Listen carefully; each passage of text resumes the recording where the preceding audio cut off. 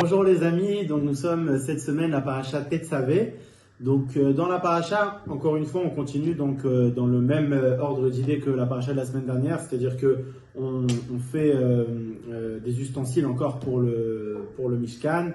Donc là, en l'occurrence, je viens vous parler du Misbéach qui a été fait. Donc le Misbéach, c'est l'autel, c'est-à-dire que c'est là où on brûlait alors il y en avait deux, il y avait le Misbéach, donc l'autel où on brûlait les encens pour Akadosh Baruch Hu, et le Misbéach, l'autel où on brûlait les sacrifices pour Akadosh Baruch Hu. Et sur l'autel, donc où on brûlait les encens pour Akadosh Baruch Hu, il était placé lui à l'intérieur donc du Mishkan, et l'autel où on brûlait les sacrifices, donc les bêtes pour Akadosh Baruch Hu, il était placé à l'extérieur du Mishkan. Et sur ça, le Rabbi nous ramène un enseignement magnifique. Il nous dit, il faut savoir que déjà chaque travail qu'il y avait dans le Mishkan, il est en lien avec le travail de l'homme dans ce monde. Et donc, quel est le lien avec l'autel intérieur et l'autel extérieur? Il nous dit comme ça.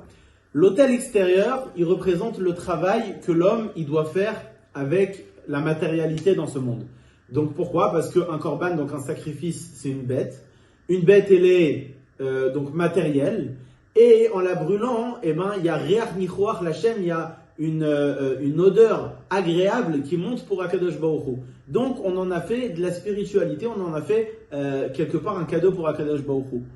Et les encens, il nous dit donc l'autel où on brûlait les encens, c'est le travail intérieur de l'homme. Donc non pas le travail qu'il doit faire avec l'extérieur, le travail qu'il doit faire avec la matérialité, mais le travail qu'il doit faire dans son intérieur. Donc son travail, on va dire, de ses sentiments, son travail de ses émotions, développer de la crainte pour Akadosh Baruch Hu, développer de l'amour pour Akadosh Baruch Hu, développer de la confiance pour Akadosh Baruch Hu.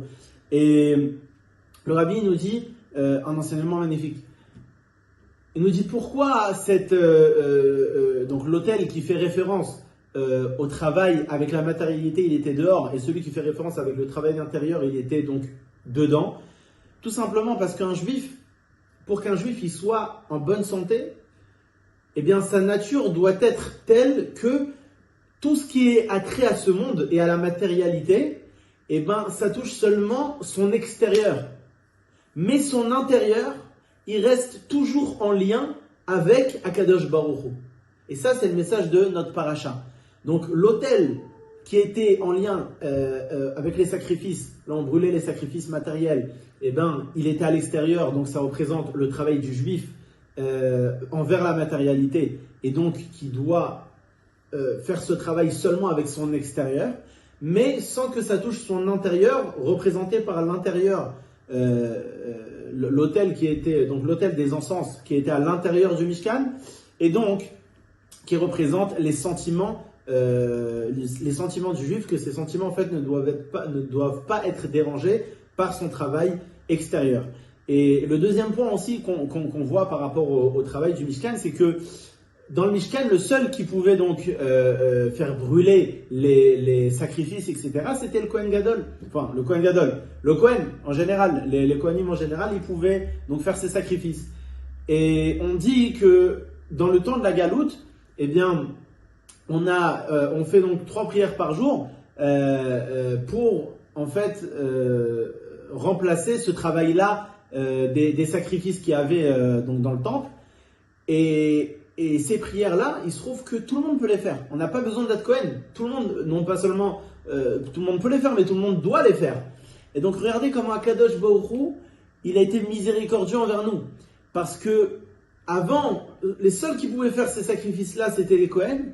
Mais au jour d'aujourd'hui, dans la Galoute, chaque juif, il peut apporter un sacrifice à Akadosh Baruch Hu en faisant une fila avec concentration, une fila avec de la crainte, une fila avec de l'amour.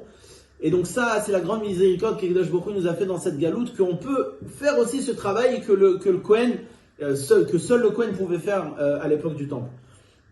Donc Bezrat Hashem, on arrive tous à ne pas être dérangés par les choses de ce monde, par les choses matérielles, qu'il faut s'en occuper, oui, mais que ça ne dérange pas nos émotions, que ça ne dérange pas notre intérieur, que notre intérieur il soit toujours lié avec Akadosh Baruch Hu et avec un bitachon et une foi que c'est Akadosh Baruch Hu qui gère toutes ces choses-là, et que la seule chose qu'on doit gérer nous, c'est la crainte du ciel. Parce que il est écrit que tout est dans les mains d'Hachem, sauf la crainte du ciel, que ça, c'est chaque juif qui doit travailler sa crainte du ciel pour pouvoir la développer.